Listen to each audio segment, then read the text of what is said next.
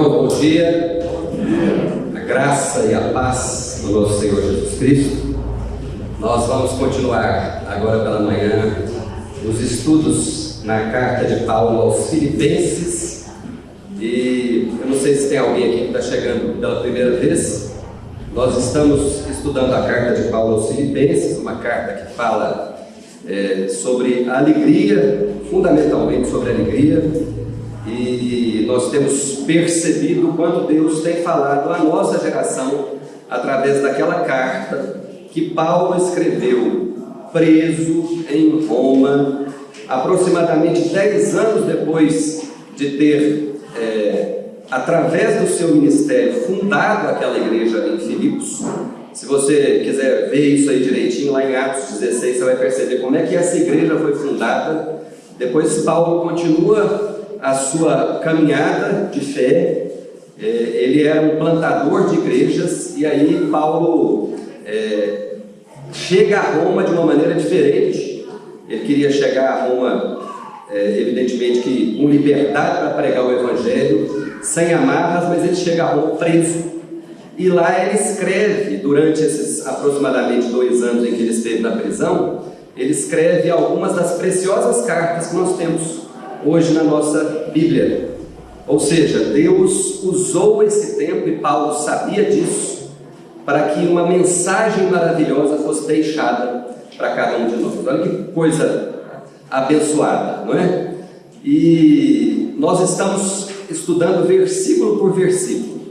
Então eu queria que você deixasse sua Bíblia aberta, porque cada um desses trechos aí vai falar profundamente com cada um de nós. A palavra de Deus, nós sabemos e cremos que ela é viva e eficaz, não é isso?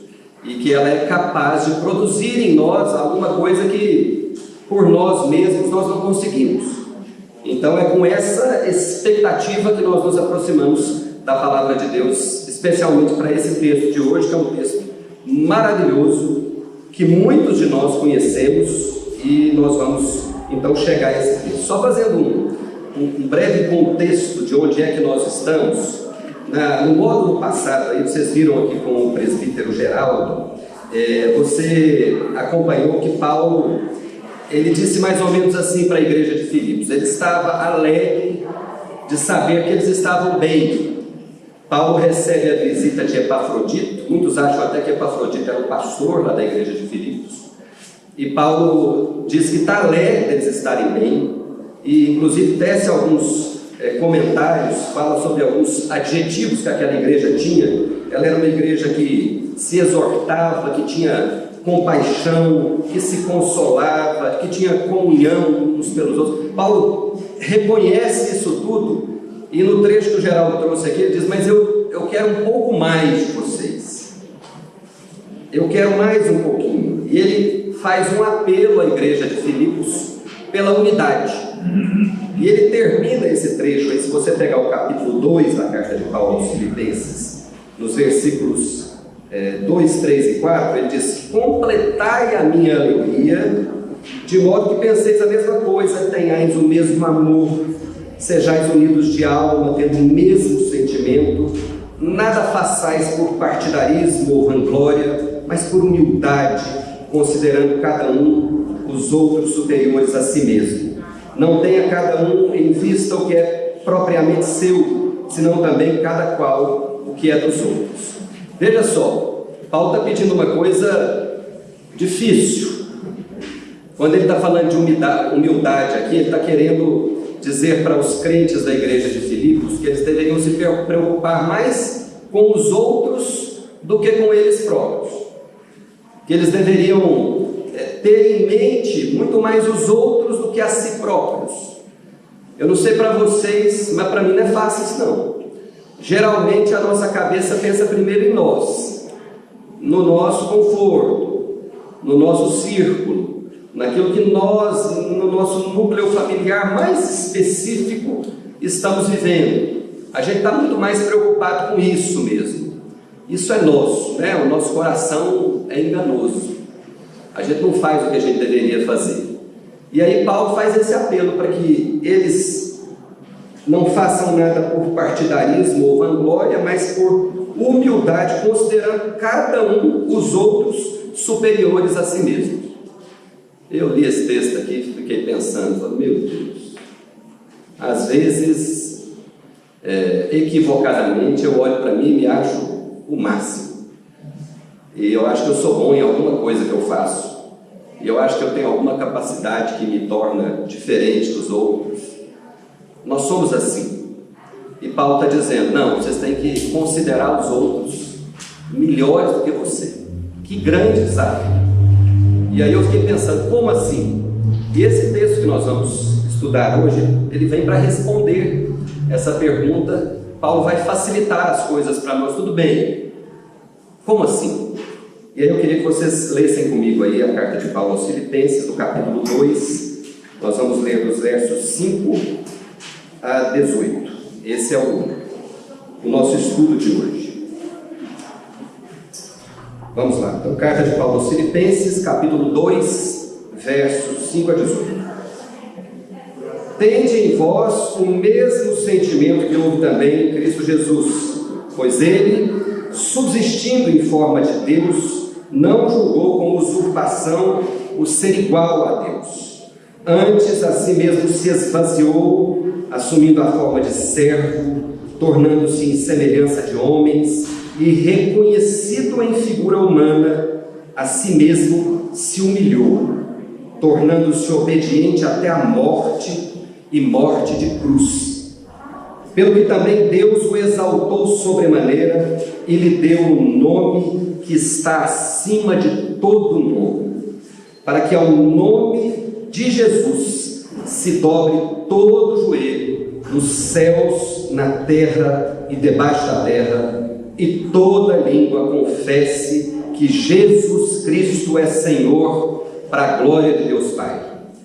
Assim, pois, amados meus, como sempre obedecestes, não só na minha presença, porém muito mais agora na minha ausência, desenvolvei a vossa salvação com temor e tremor, porque Deus é quem efetua em vós tanto querer como realizar, segundo a sua boa vontade.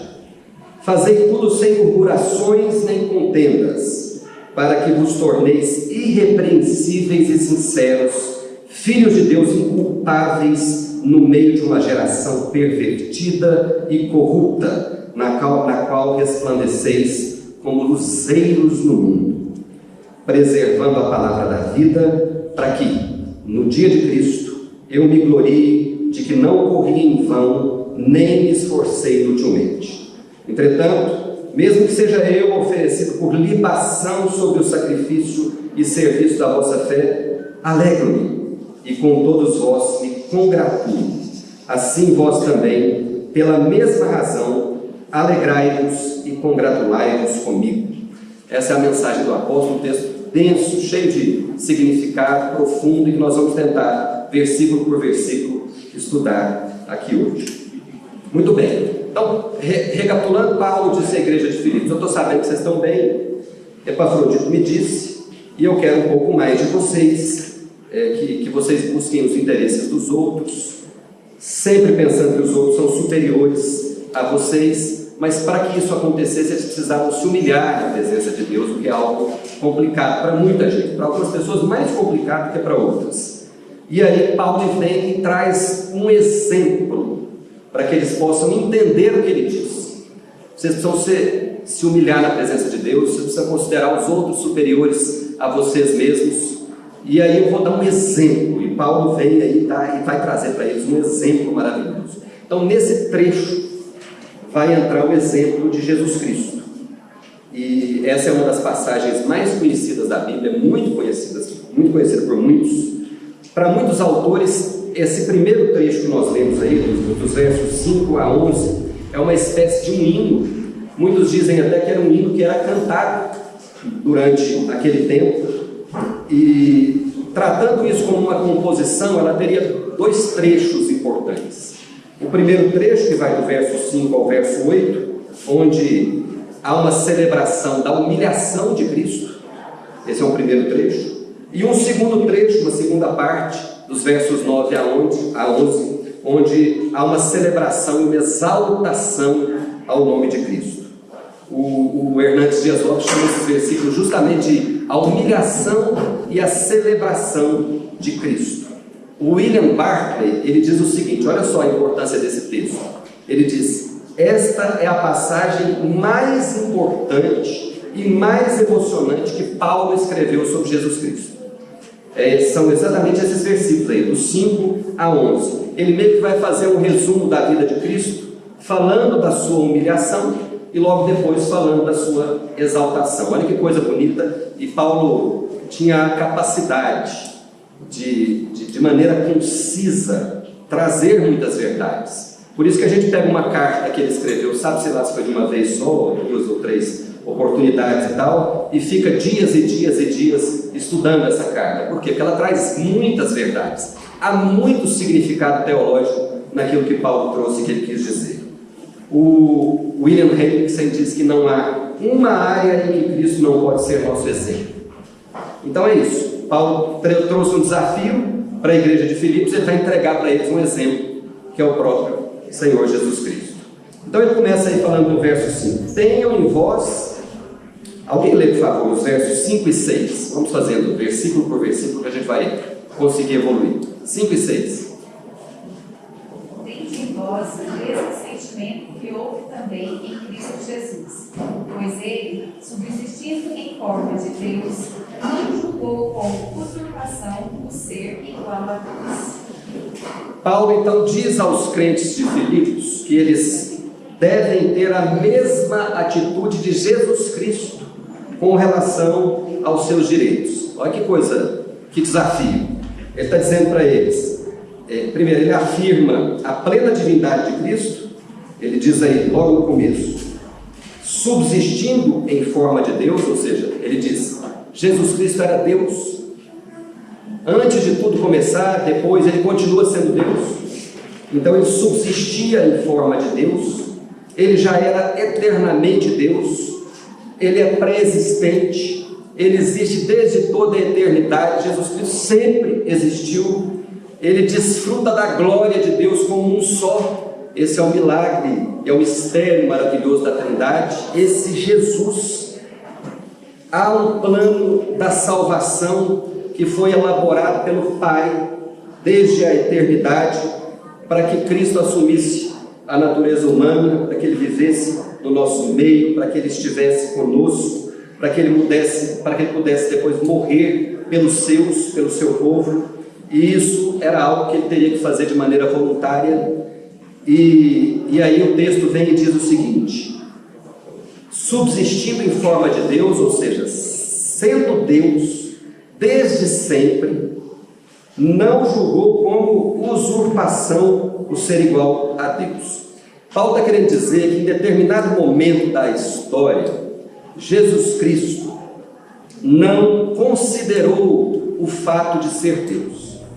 Nós não podemos perder de vista que Jesus, ele diz aí, subsiste, né? Pré-existente, desde sempre. Jesus sempre foi Deus. Mas houve um determinado momento da história em que ele se esvazia. Nós vamos ver aqui na continuidade do texto, da sua glória, para que ele pudesse ser um de nós aqui.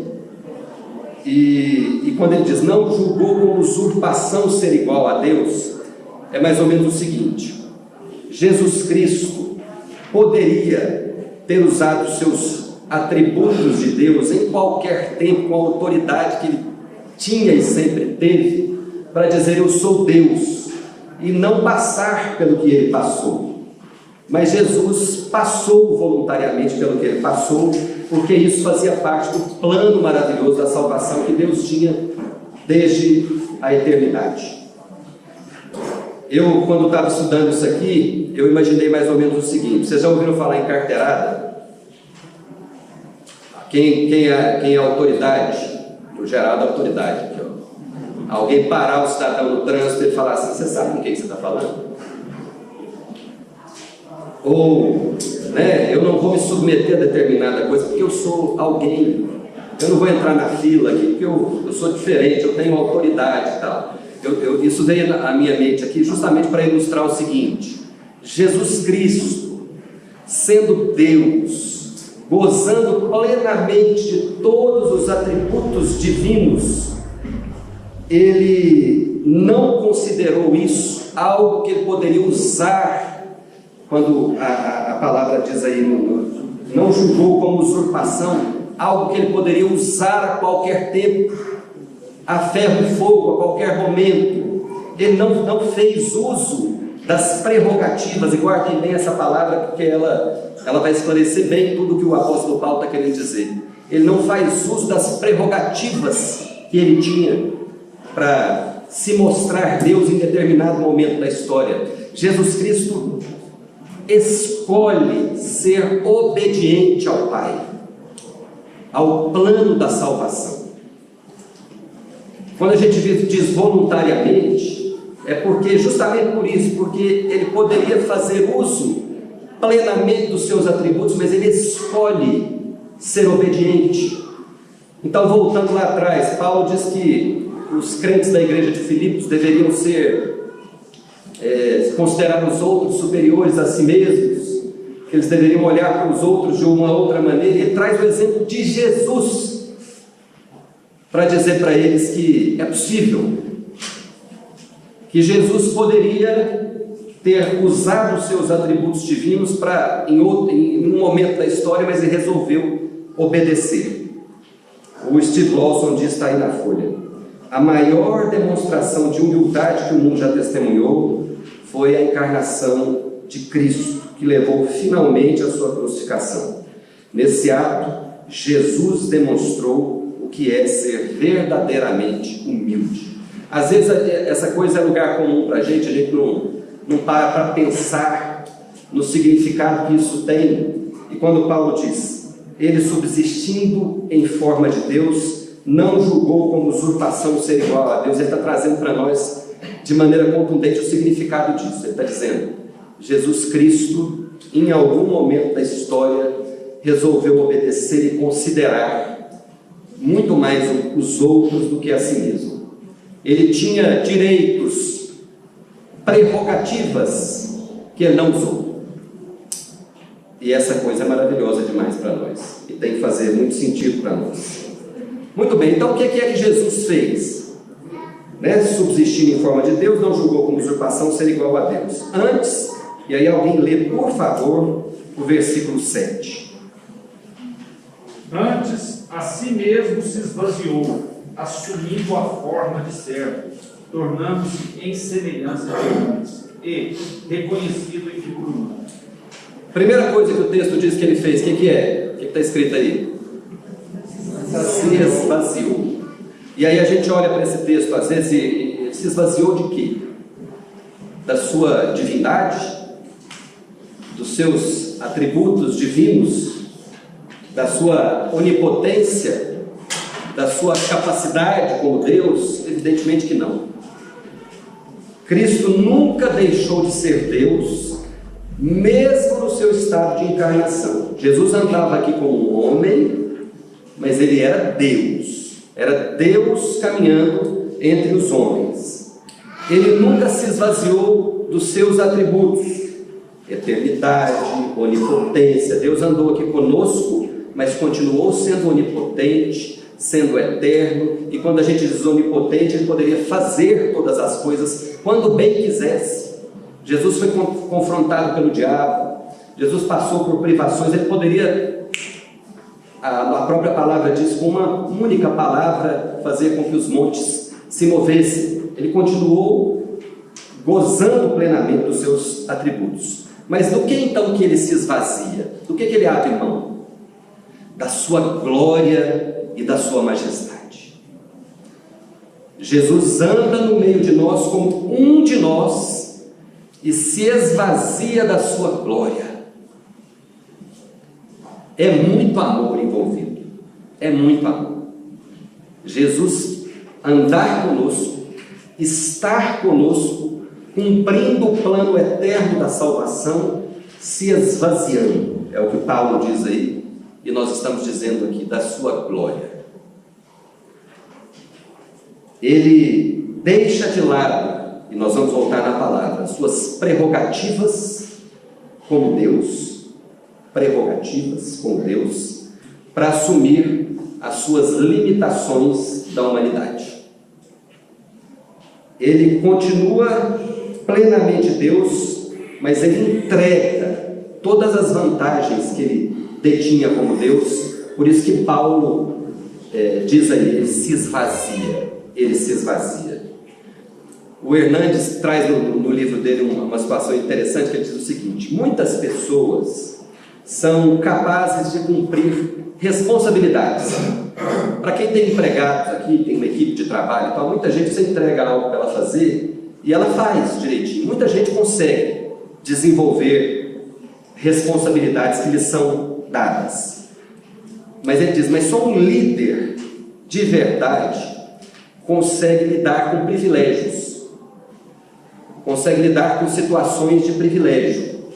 Você reconhece um líder verdadeiro, alguém diferente, quando essa pessoa, além de responsabilidades, ela tem privilégios. Às vezes você dá privilégios para algumas pessoas e elas não sabem lidar com isso, usam de maneira equivocada, saem aprontando besteira para um lado e para o outro aí.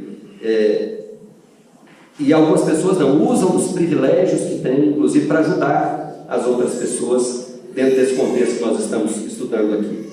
Jesus foi um líder em potencial e em um momento da história ele se esvazia. Calvino diz, Jesus havia sido trazido ao nível da humanidade, de modo que não havia em sua aparência nada que diferisse da condição comum de humanidade. Continuando, antes a si mesmo se esvaziou. Qual que é a outra coisa que está aí? Logo em seguida, assumindo a forma de servo. A palavra aqui é a mesma palavra que nós vimos lá atrás, doulos, naquele conceito de escravo, de servo desse jeito mesmo. A palavra forma aqui para se referir a servo é a mesma palavra que ele usou na forma que antes para se referir a Deus. Essa coisa que muita gente não entende, a partir do momento em que a gente se aproxima da palavra, a gente começa a compreender com muita profundidade, que é como é que Jesus conseguia ser as duas coisas ao mesmo tempo, ser homem e ser Deus. De fato, ele se transforma em servo, em escravo, ao tempo em que ele se submete plenamente à vontade do Pai, ao plano do Pai. Ele se entrega a Deus e diz, cumprirei eu, mesmo sendo Deus, o plano eterno da salvação. Serei obediente. Me coloco num estado de obediência. Essa foi a atitude de Jesus. Ficarei, e aí usando aqui a palavra, da mesma forma que fica um escravo diante do seu Senhor. Foi isso que Jesus fez. Então, antes a si mesmo se esvaziou, assumindo a forma de servo. O Hernandes diz o seguinte, o Hernandes escreve de maneira poética, eu acho muito bonita a forma fácil com que ele consegue traduzir as coisas. Ele diz, o eterno Filho de Deus não nasceu em um palácio, o Rei dos Reis não nasceu em um berço de ouro, nem entrou no mundo por intermédio de uma família rica e opulenta. Ao contrário, nasceu num berço pobre, numa família pobre, numa cidade pobre. Jesus nasceu numa manjedoura, cresceu numa carpintaria e morreu numa cruz. Ele não veio ao mundo para ser servido, mas para servir. Essa foi a configuração humana de Jesus Cristo. Ele se esvazia e ele vem para servir. Continuando o texto, depois de assumindo a forma de ser, o que o texto diz? Pode dizer. O quê? Ele assume a natureza humana, diz o texto, tornando-se em semelhança de homens e reconhecido em figura humana. Aquele que era em forma de Deus, que subsistia em forma de Deus desde toda a eternidade, ele toma a forma de um homem, num momento particular, exclusivo da história. Ele assume então dessa forma todas as limitações que o homem tem. E aí vamos pensar em Jesus Cristo como homem. O que acontece com um homem? O homem fica cansado, um homem sente dores, um homem cheira mal, um homem tem as suas necessidades, um homem passa por maus bocados, um homem é tentado, um homem é confrontado, um homem sofre, um homem faz isso tudo. E Jesus Cristo, em um determinado momento da história, ele assume a forma de homem, sendo reconhecido como figura humana, e ele admite passar por todas essas coisas que eu e você passamos. Para quê? Para que passar por isso? Para que enfrentar todas essas coisas? Por amor. A própria palavra vai dizer para a gente, vai trazer, ele faz isso por amor. Ele assume as limitações da humanidade, limitações que nós temos. Ele não parece apenas um homem. Alguns estudiosos dizem que Jesus apenas se parecia com um homem, mas ele era o próprio Deus. Não, Jesus era homem, como nós, na nossa humanidade, e da mesma forma ele era exatamente Deus. O Augusto Nicodemos diz aí, está na folha: nisso consiste o esvaziamento de Cristo, não que ele deixou de ser Deus, só que agora ele se torna homem também. Ele não se transforma em humano, mas ele adiciona à sua natureza divina uma natureza plenamente humana.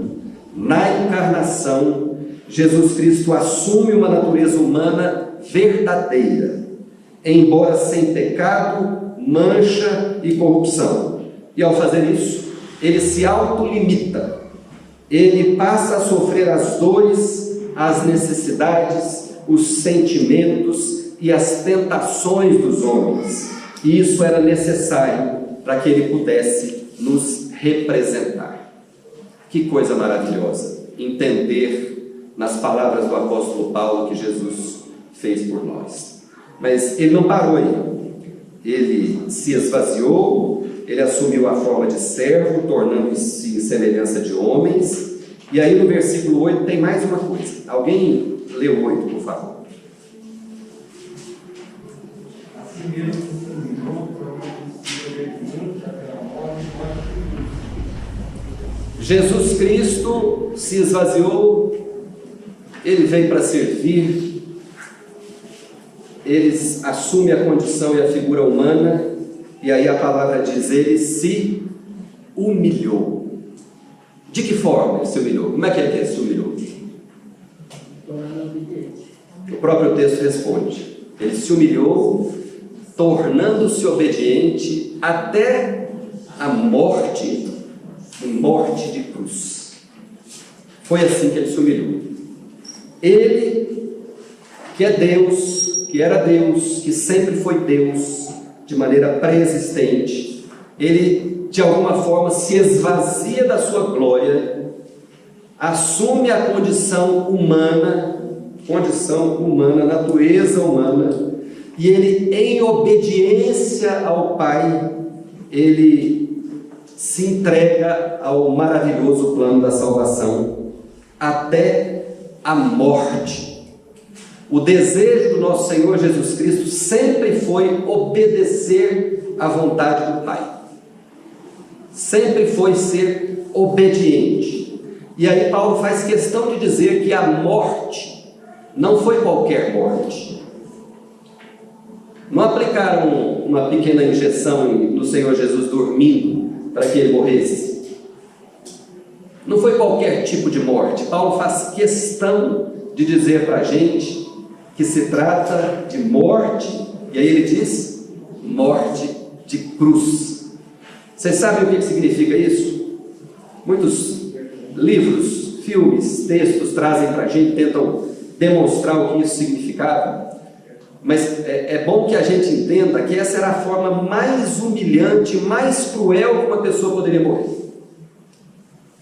Condenados à morte de cruz, clamavam para que fossem mortos antes da crucificação. Essa era a forma mais cruel que existia de morte. E Paulo faz questão de dizer que Jesus Cristo foi obediente até a morte, e que essa morte foi morte de cruz.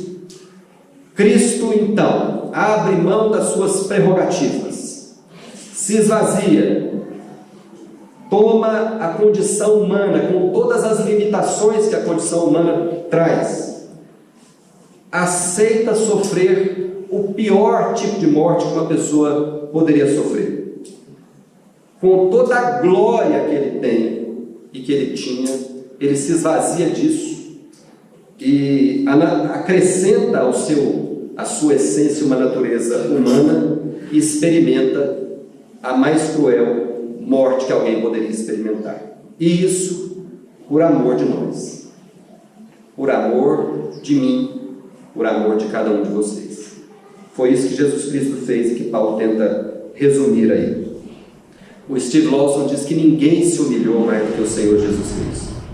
Ninguém, e aí ele faz um paralelo muito importante, que é para a gente entender o que isso significa. Outras pessoas morreram depois de Cristo por amor à palavra, por obediência a Deus, mas o Steve Lawson diz o seguinte: ninguém nunca começou tão alto e desceu tão baixo. Quem morreu, muitos são os mártires.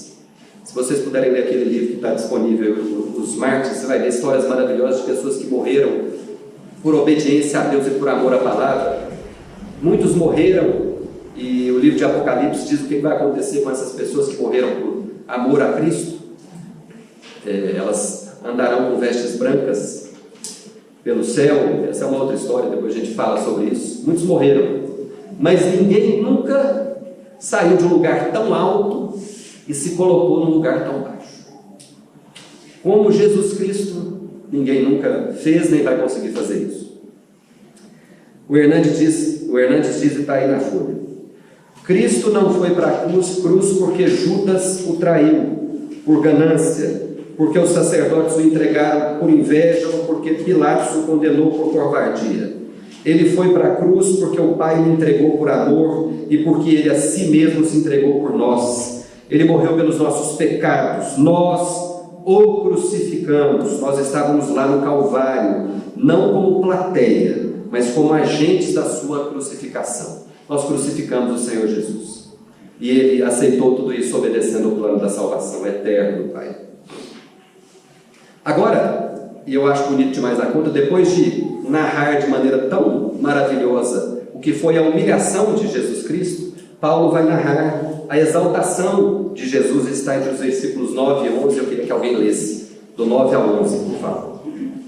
Pelo que também Deus lhe exaltou sobremaneira e lhe deu o nome que está acima de todo nome, para que ao nome de Jesus se dobre todo o joelho, nos céus, na terra e debaixo da terra, e toda língua confesse que Jesus Cristo é o Senhor, para a glória de Deus Pai. Olha que coisa linda. Aí ele começa falando assim, ó: por quê? Por ele ter se esvaziado, ter se tornado homem, por tudo isso que eu acabei de narrar, pelo que também Deus o exaltou. Deus o exaltou sobremaneira. Nós todos conhecemos muito bem essa história. No terceiro dia, Deus traz o Senhor Jesus Cristo de volta à vida e o coloca na posição da mais alta honra que existe. Jesus Cristo não está morto. Por isso as cruzes nos nossos templos estão vazias, porque o Senhor Jesus ressuscitou ao terceiro dia, e isso fazia parte do plano da salvação. Ao tempo em que ele foi humilhado, da forma com que nós acabamos de ver, Paulo vem esclarecer que ele foi exaltado por Deus. Deus lhe deu a mais alta, mais elevada posição de todo o universo. No dia de Pentecostes, Atos 2:34, Pedro diz, citando o Salmo 110:1: sente-se à minha direita, sente-se comigo. Deus faz isso com Jesus, que era Deus. Ele está sentado à direita do Pai. Deus o exaltou sobremaneira. E aí tem uma verdade maravilhosa para nós aqui: ninguém se humilha diante do Pai, sem ser exaltado por Deus, seja nessa vida, seja na outra. Quem se humilha diante de Deus será exaltado. Essa é uma promessa do Senhor. E a história de Jesus nos conta exatamente isso. Esse é o maior de todos os exemplos, tanto dos crentes de Filipos quanto para nós. E a palavra diz aí: Deus lhe deu um nome que está acima de todo nome. No original é Kyrios, Senhor. Deus dá a Jesus Cristo o nome de Senhor, aquele que está acima de todos, Senhor de tudo e de todos. Deus é o nome de Deus, Senhor, um nome que está acima de todo nome. Esse nome está acima de todos os seres vivos criados por Deus. Esse nome está acima de todos os nomes que nós algum dia conhecemos ou tivemos a oportunidade de conhecer. Esse nome está acima de todos os nomes de animais, de anjos, de toda a natureza, de todos os cosmos, de tudo que existe. Esse nome está acima de todos os nomes que nós conhecemos. Todos eles. Isso é o que Deus dá a Jesus depois de ter sido humilhado. E aí a palavra traz esse trecho maravilhoso que a gente canta e lê muito, para que todo joelho se dobre nos céus, na terra e debaixo da terra, e toda língua confesse que Jesus Cristo é Senhor. Senhor. Paulo está citando Isaías 45, 23, onde o Deus de Israel fala: diante de mim se dobrará todo joelho e jurará toda língua. Olha que coisa maravilhosa. Paulo pega um texto, ele conhecia muito bem a palavra de Deus, ele pega um texto do Antigo Testamento, um texto profético, em que Deus fala e atribui totalmente esse texto a Jesus Cristo. Deus diz em Isaías que todo joelho se dobrará, todas as pessoas se curvarão a Ele. E Paulo está dizendo: ao Senhor Jesus todo joelho se dobrará e toda língua confessará que Ele é Senhor. É para a gente entender de uma vez por todas, e que isso não saia do nosso coração, quem é o Senhor Jesus na história. Deus, plenamente, totalmente Deus. Quando ele diz se prostrará, se dobrará, curvará, não sei qual que é a sua tradução, esse é um sinal claro de submissão.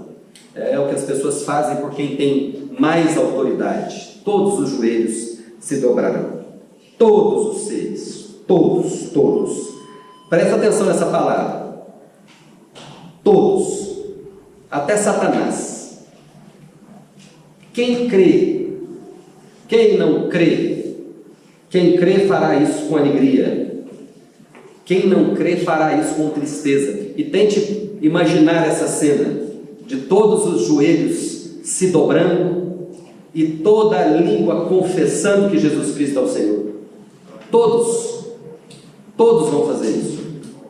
Eu e você, o seu amigo que não crê, o seu familiar que não está nem aí para isso, o ateu, aquele que nega Jesus, o satanista, o crente pentecostal, o católico, o presbiteriano, o batista, o espiritualista, todo joelho se dobrará e toda língua confessará que Jesus Cristo é o Senhor. Amém.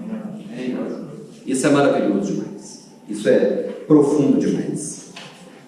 Confessar, para a gente entender a origem da palavra, traz para nós o significado de uma confissão aberta, pública. Isso quer dizer que aquele que não crê, que negou, ele não vai poder se esconder para reconhecer que Jesus Cristo é o Senhor. Ele vai publicamente dizer isso, ele vai confessar tudo isso. E aí o versículo 11 termina dizendo que tudo isso acontece para quê? A última frase: que o Pai seja plenamente glorificado através da exaltação de Cristo.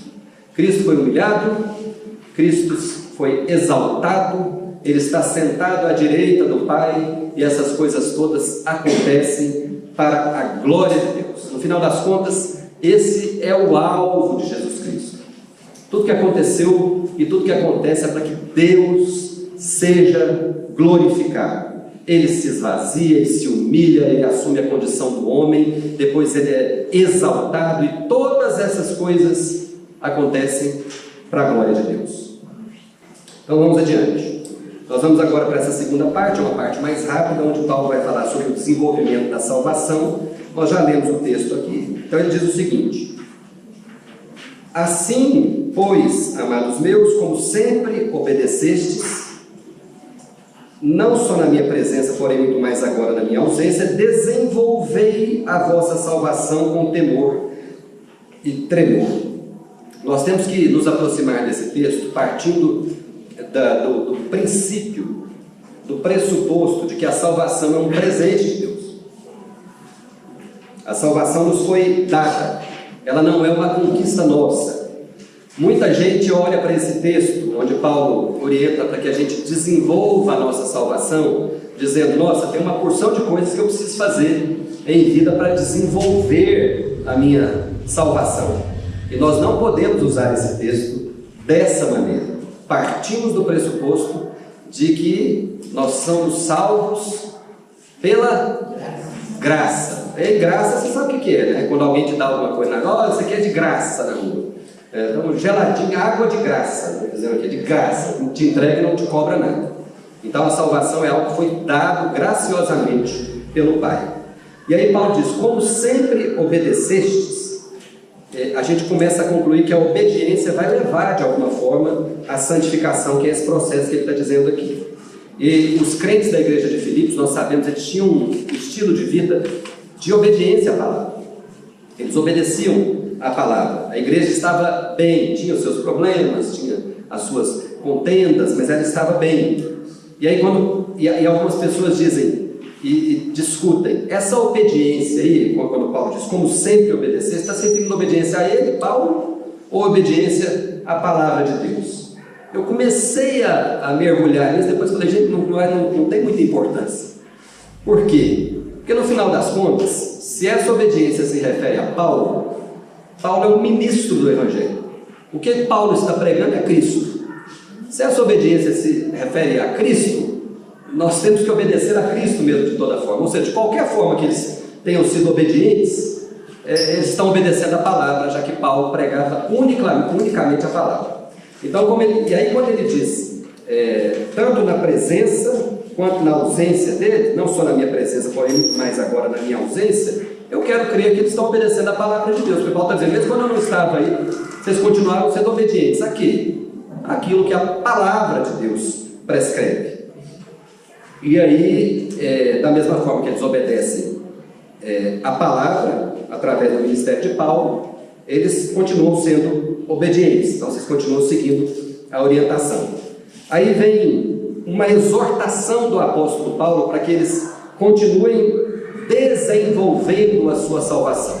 E essa palavra é para a gente também, nos dias de hoje. Está claro aqui que o termo salvação, que é utilizado aqui, faz referência ao processo de salvação, que inclui uma santificação diária.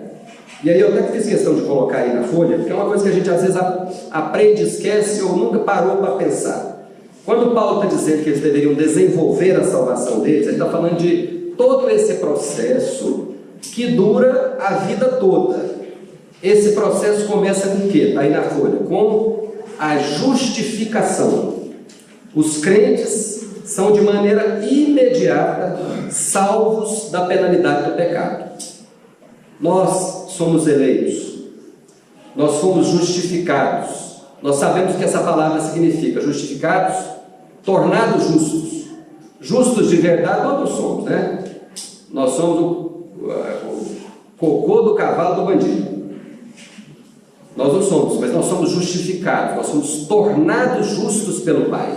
Então o processo da salvação começa com a justificação, que tira de nós a penalidade do pecado. Alguém olha para nós e fala: ele é condenado, sou justificado. A pena do pecado saiu dos meus ombros. E esse processo continua com a santificação, faz parte do processo de salvação. Nós não vamos perder a salvação, mas aquilo que Deus provocou no nosso coração se exterioriza de alguma forma, e dia a dia, progressivamente, nós nos tornamos livres salvos do poder e da prática do pecado. Por isso que esse processo é diário, que a gente cai, levanta de novo, a gente tropeça, bate a cabeça e levanta novamente. O processo de santificação é diário, é dia a dia, é gradativo. Nosso alvo é Jesus Cristo. A gente vai permanecer a vida inteira olhando para Ele e desenvolvendo a nossa salvação através do processo de santificação. E todo esse processo termina na glorificação, onde nós, os crentes, os salvos, os eleitos por Cristo Jesus, seremos definitivamente salvos da presença do pecado. Aí nós vamos morar juntos num lugar onde não há pecado. Nós não precisaremos lutar mais contra o pecado, porque o pecado não mais existirá.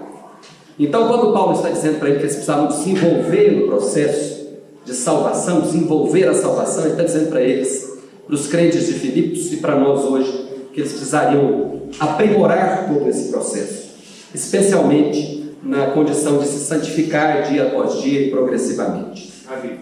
Acho que Paulo está recomendando aqui que eles não ficassem parados no primeiro, que é a justificação, só esperando o último, o dia que eles tivessem cumprido. E tem gente que faz isso, né?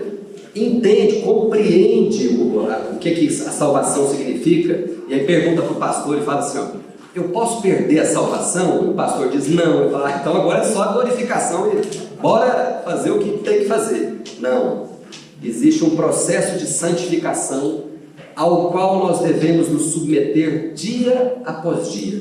E a gente começa a perceber nas pessoas, você vê uma pessoa convertida e olha para a caminhada dela e vê que a vida dela foi mudando e que aos poucos ela foi se afastando do pecado, dia após dia, progressivamente, se preparando para a terceira etapa desse processo, que é a glorificação.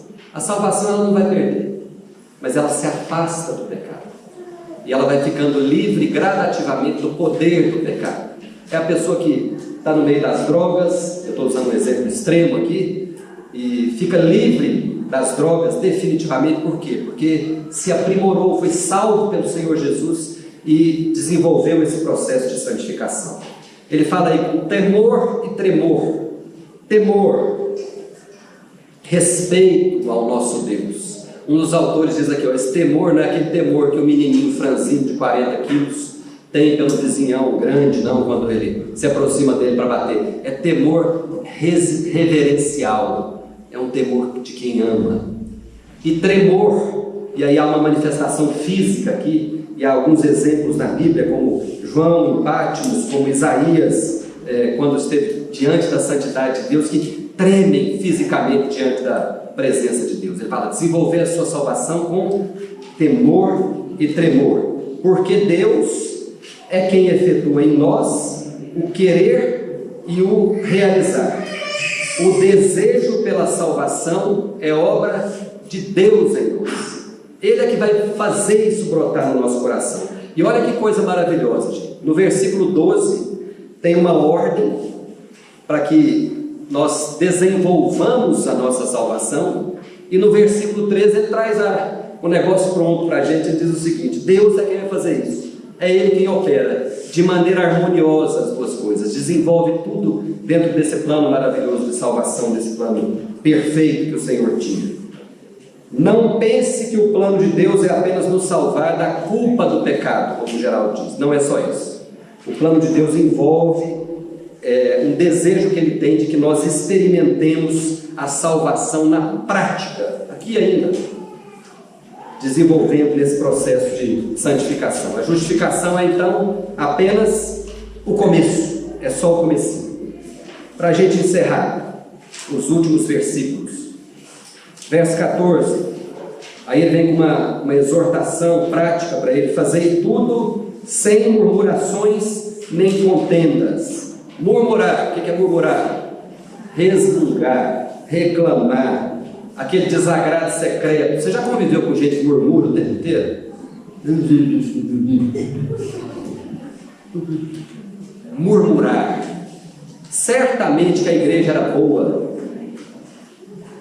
Epafrodito trouxe essa notícia para Paulo, estava tudo bem lá, mas tinha isso, murmuração e contenda, gente que argumentava contra o tempo inteiro. Esse clima existia. Ele falou: faça todas essas coisas sem murmuração nem discussão, como o povo de Deus fez lá com Moisés, lá o povo de Israel naqueles 40 anos, murmurando. Ô povo chato, murmurava o tempo inteiro. Falou: faça tudo isso sem murmuração, sem discussão. E qual que é o propósito disso? O versículo 15 explica: para que eles sejam puros e irrepreensíveis, que não haja uma mancha, né? Para que as pessoas não olhem para eles, igreja de Deus, e que veja que eles são murmuradores e gente que contende o tempo inteiro. Para que vocês sejam filhos de Deus inculpáveis. Eles deveriam viver como filhos de Deus, e as pessoas deveriam olhar para eles e entender isso também.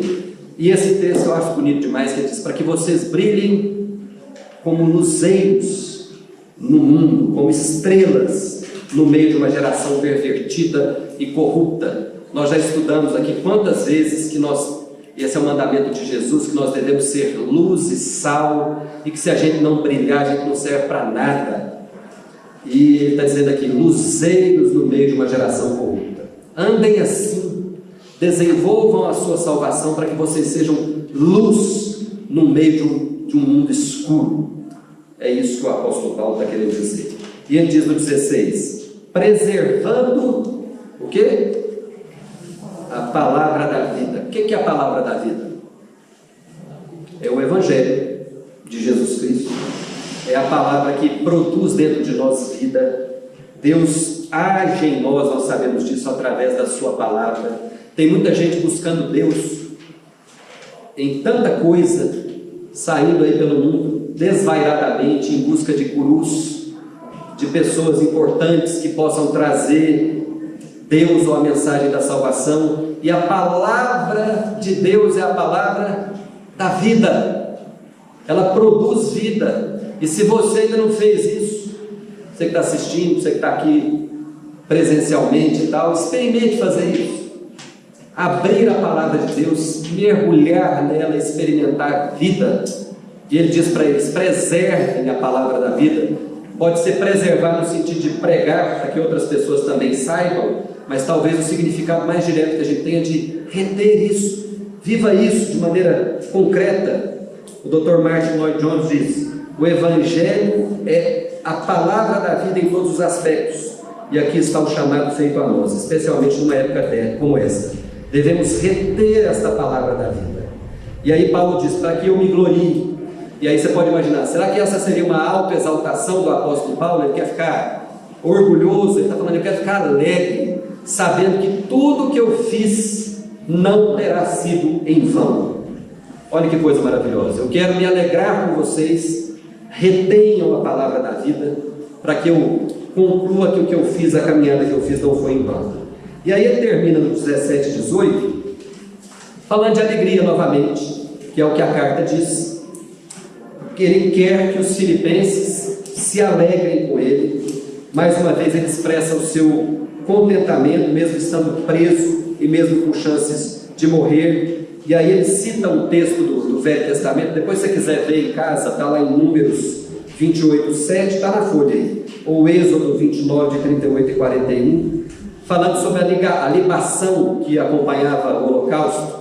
Vinho, os animais eram sacrificados e vinho era derramado sobre eles, e subia um vapor daquilo lá, e aquilo era uma oferta a Deus. E Paulo compara a sua vida a isso e diz: mesmo que eu tenha, ele tinha, vocês se lembram disso, convicção de que ele seria colocado em liberdade, mas evidentemente que algo poderia acontecer e que ele fosse condenado à morte. Ele diz: mesmo que isso aconteça, que eu seja como aquele vinho derramado, minha vida seja dada em sacrifício, eu estou pedindo uma coisa para vocês: se alegrem comigo, tenham alegria comigo. Essa é fundamentalmente a mensagem da carta aos Filipenses, é a mensagem final de Paulo nesse estudo de hoje. Amém? Vamos orar, só para a gente encerrar? Senhor Deus, nós nos aproximamos da Tua palavra, como diz o apóstolo Paulo, com temor e tremor, porque sabemos que a Sua palavra é a palavra da vida, e ela produz vida em nós, Pai. Nós pedimos que esses versículos, esse texto que nós estudamos hoje, que fala da humilhação do Senhor Jesus e fala da exaltação dele, possa trazer significado para a nossa existência, que nós nos curvemos e nos prostremos diante da grandiosidade da Tua palavra, que isso provoque mudança no nosso jeito de viver, de caminhar, de lidar com o trabalho, com as pessoas, com o próximo, com a vida de uma forma geral. Traz isso para o nosso coração, Pai. Dá para nós a alegria de poder desfrutar do Teu Evangelho, da Tua palavra e da Tua presença no meio de nós.